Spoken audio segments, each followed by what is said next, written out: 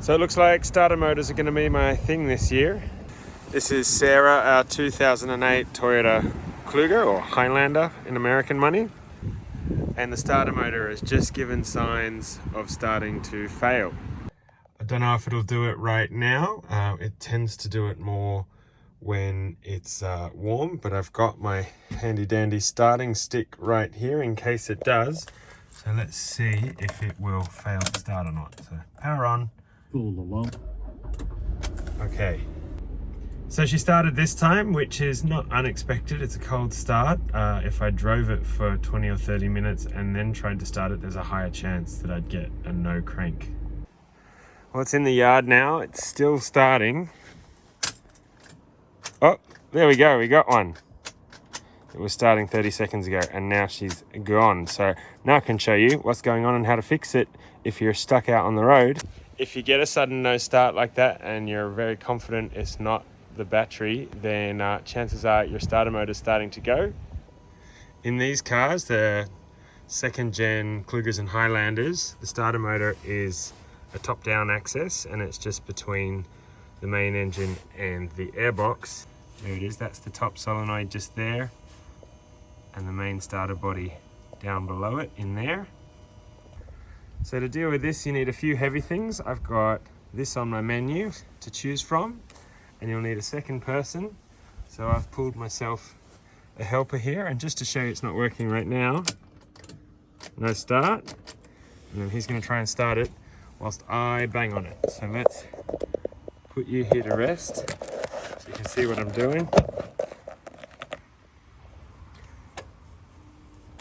Get something big and heavy, pop it on the starter motor, give it a whack, and there it goes. So that confirms without a doubt that the starter motor is failing. Even if it's not completely failed, it is on its way out and it is time to change it before it leaves us properly stranded somewhere. I've never done one on this car before, or these cars, but I have done one on a Lexus, which is a similar setup. You can see my other video for the 2004 Lexus RX 330 starter. So the first thing we're going to do is take the air intake off and the filter box out, and we'll see what kind of access we have after that. Okay, sweatshirt's off, gloves are on. First thing we need to do is take this trim panel off. It's really easy. These are a little push button release, so you just push down on these all across the board.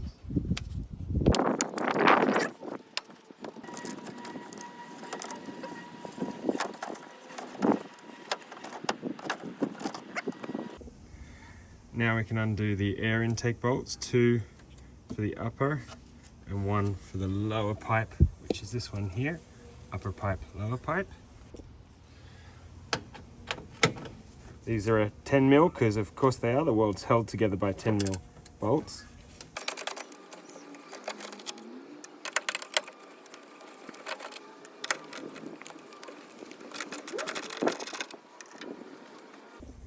And there's a few wire clips we need to detach, so there's a few things attached to this. There's some hoses here, so we can unclip those, pay attention, take some footage or a photo of where these all go, so we can undo that and that's loose.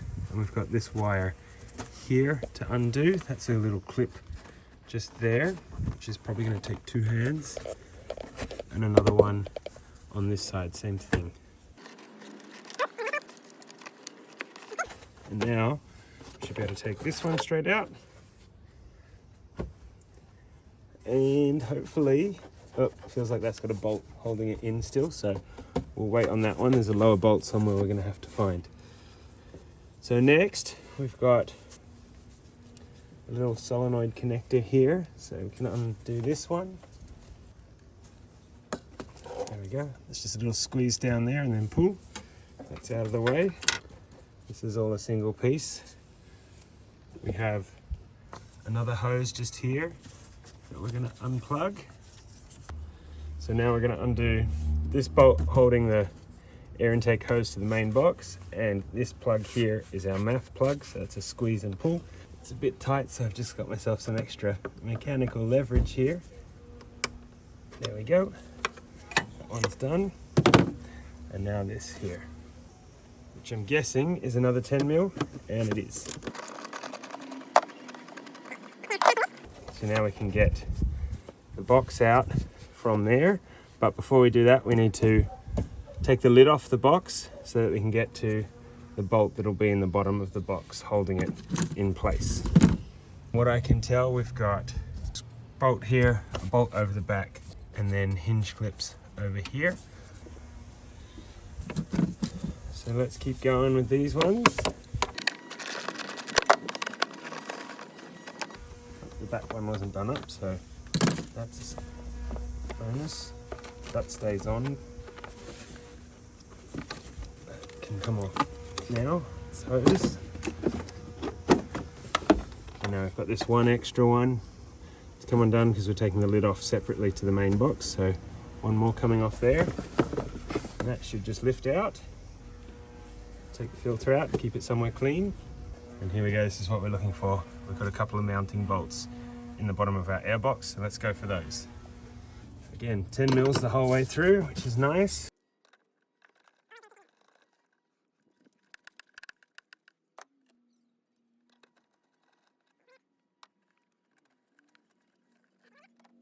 Now let's see, will this lift off? Oh, I missed it, it was under a leaf. There's another 10 mil down there.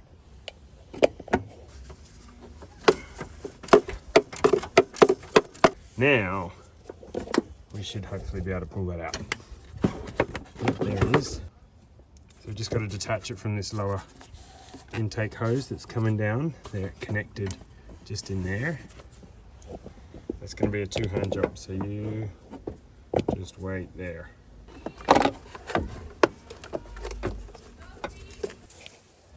So as I went to take this out, there's actually a clamp holding the wiring to the MAF plug in place. I haven't worked out how to pull that off yet. Give me a second. All right, we got it. So what you need to do is you lever that back out that way. I don't know if you can see it down the side. That goes out there, and then this unclips.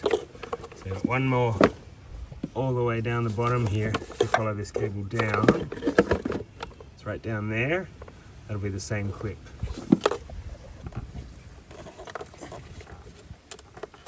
There we go. Once you know how it works, it's fairly easy. Now our MAF plug is completely out of our way. We should be able to finally pull the box out.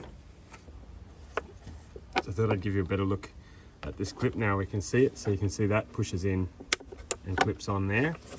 So this needs to be pulled out. There's a tab here that needs to be pulled out, and then that will allow the clip to open. Same on this one down here. Okay, we're at a critical point now. Nice, easy vision of our starter motor right there. But to get it out, we are definitely going to have to remove this lower intake tubing. So we're going to have to pull the battery. So it's time to unplug the battery anyway, because we're about to start messing with the starter, but we're going to unplug it and pull it completely. I've already moved the brace out of the way.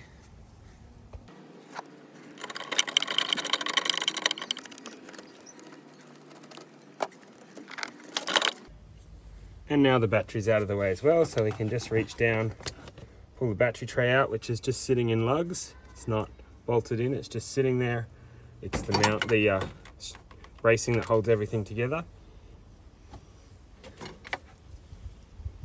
And now, to make things extra easy, we can pull this bracket off, and we can undo this bolt down there and pull the bottom tubing out, and then it should be super easy to do the starter itself. And we're going to stick with our 10 mil theme.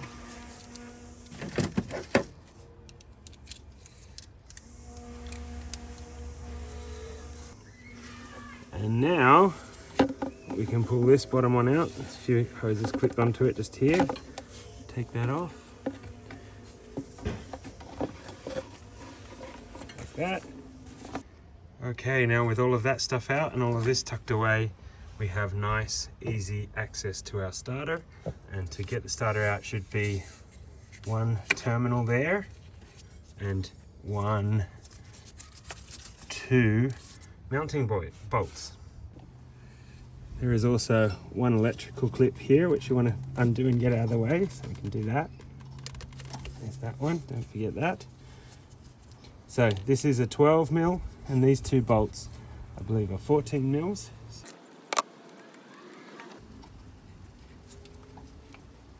Don't drop anything, so go slow, use two hands. Okay, just gonna put that on there again so I don't lose it. So that's our main cable disconnected. We've got our secondary plug disconnected, so just the two big bolts now.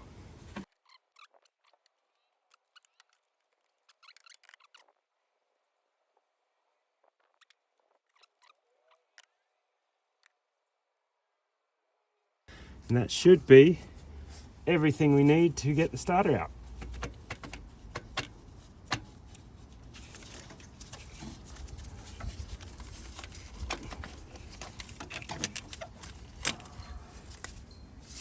There we go, starter motor out. So now I've got that out, we can visually test it against the new one.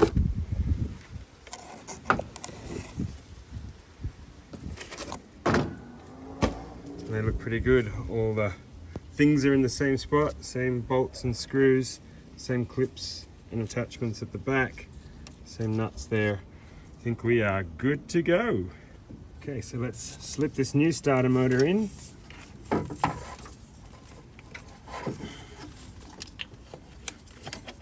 Oh, like a glove.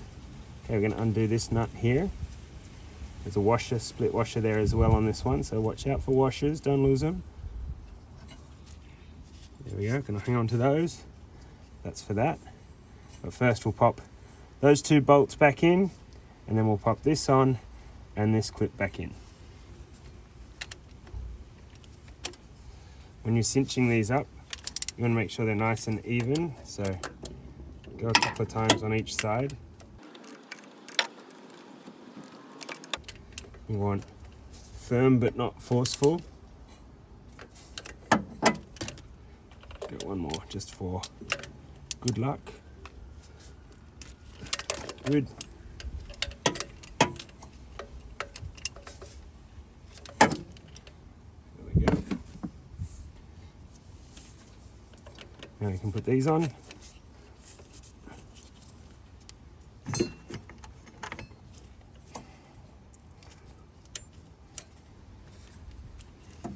Alright, this one's a different one. This is not a 12 on the new one, it feels like a 13.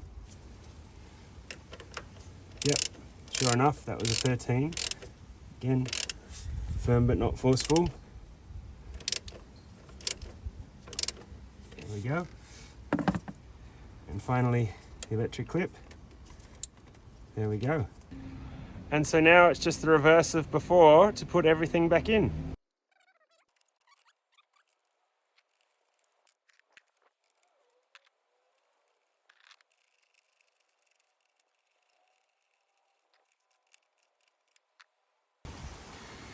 Next thing we're going to put back in is the main airbox.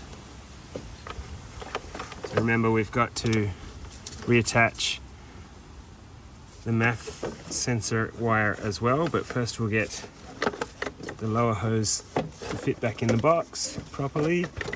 There it goes.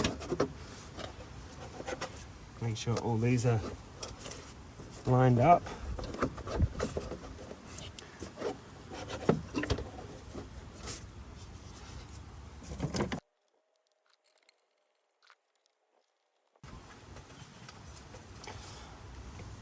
Okay, now all those are in place, we can put our MAF cable back.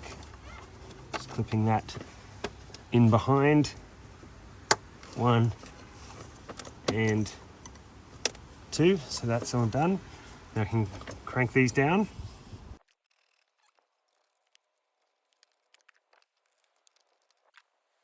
Now we can put our air filter back in.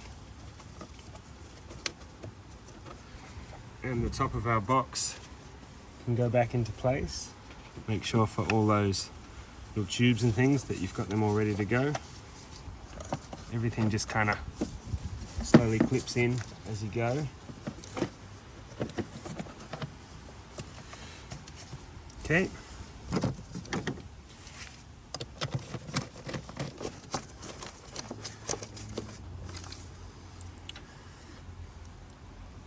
and it's new glove time.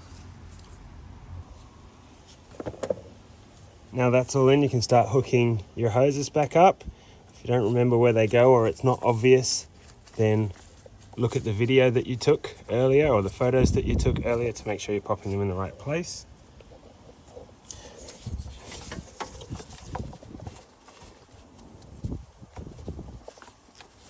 There we go. Don't forget to plug your MAF back in. That's everything plugged in that we can plug in right now. And now it's time for the main air intake to go back into place. That just goes over there. Lower one sits inside it there. Now we can plug this one back in, clip on this side, and then the wire into there. Just like that. So that was that clip there, and this lead there. Now we can pop these back in.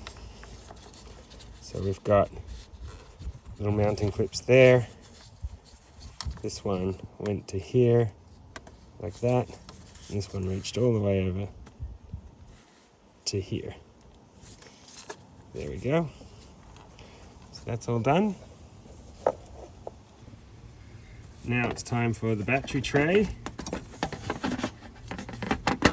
That just rests in there. And here comes our battery.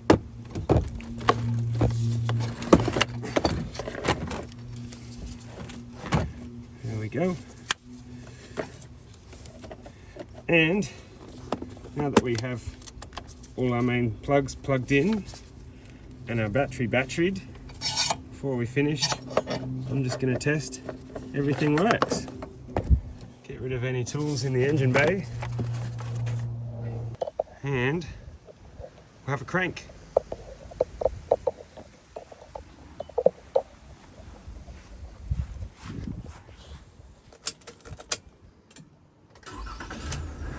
Beautiful. So we can finish buttoning it up now. We're going to put the battery brace back on. We're going to do these 3 bolts up holding the intake in, and then we're going to put this trim piece on as well.